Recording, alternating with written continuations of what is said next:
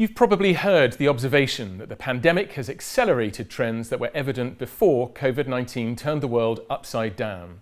What has the impact of the pandemic been on an asset manager like Fidelity International, especially when it comes to sustainable investing and how the company itself behaves?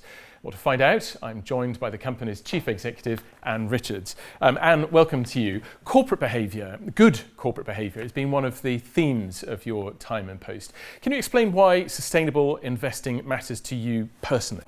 I think when I think about sustainable investing, when I think about all of the conversations that we've had in the last 12, 18 months, it just feels like an idea whose time has come. And at a really personal level, when future generations look back at our generation and ask what we did to address what is the great challenge of our times, which is the climate, I don't think that we yet have the pace and the urgency into the execution of what we need to do as a society, as economies, as countries, as leaders to really face into this and address it. And I think for me now, the moment is now, and we need to get on with taking really serious action. And you've led the company through an exceptionally tough period. What changes have you introduced within Fidelity itself? The last 16, 18 months of the pandemic, we had to pivot the entire business to working from home, and that's in more than 25 countries globally. We've had 99% plus of our staff working from home all through the majority of this period. So we learned in that really quickly that we had to do things differently.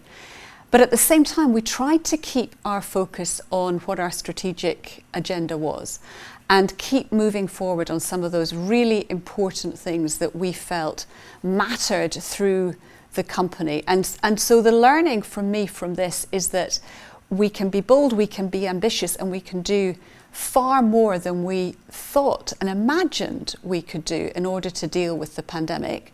And we need to take that thinking and apply it to the climate agenda, the sustainability agenda. And any specific policies that you're proud of introducing at a time when the world was pretty much locked down? Well, we had, for example, we had taken the decision that we wanted to introduce enhanced parental leave globally, which was basically giving primary and secondary carers right around the world the same opportunity to spend time with new arrivals in their families. And we decided to go ahead with that despite all the madness that was going on. We introduced carers leave. For example, everybody has the right to carers leave if you're looking after elderly parents.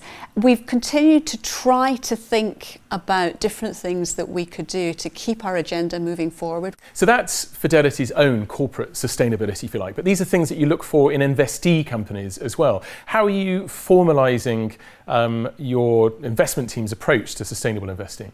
Well, I think we should apply the same mirror to ourselves as the one that we apply to the companies in which we invest. I mean, we can't be asking other companies to do things we're not prepared to do ourselves. And we know that companies which are in any way exploitative of any of their stakeholders, so whether it's the environment, whether it's their supply chain, whether it's their staff, whether it's the communities in which they work, are very unlikely to be sustainable companies. So because we are looking for sustainable businesses in which to invest, and because we consider ourselves a business that wants to be here for the long term, these are the sorts of things that we are asking our investee companies to think about really hard and to make sure that they are asking the same hard questions of themselves that we are asking of ourselves in order to build truly sustainable businesses. It is a complex network, isn't it, of stakeholders, and you've given us the whole range there.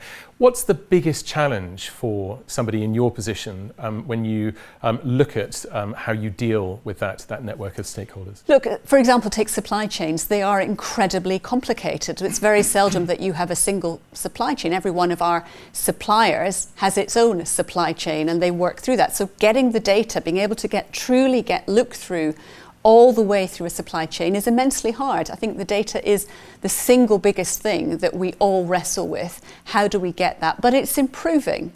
And I think my message to companies, which is the same one again that we look to ourselves internally, is don't let perfection stand in the way of finding the good. Don't let perfection stand in the way of progress.